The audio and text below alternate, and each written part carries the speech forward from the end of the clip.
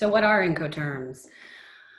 Incoterms are a set of 11 trade terms used in contracts for sale and purchase of goods.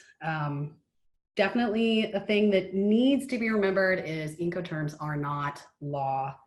It's strictly guidance.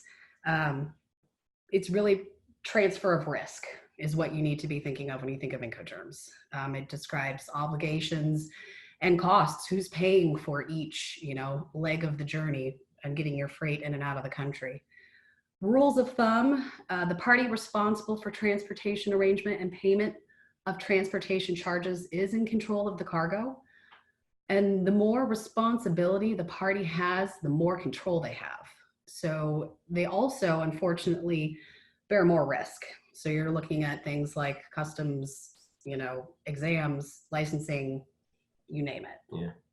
And I'll probably just point out one thing. I might have some questions on this later, so I might answer one of them right now. But as far as the licensing goes on exports from the United States, at the end of the day, really, it is still up to the exporter, even if you're selling on an ex works term, that you need to really determine licensability of your product.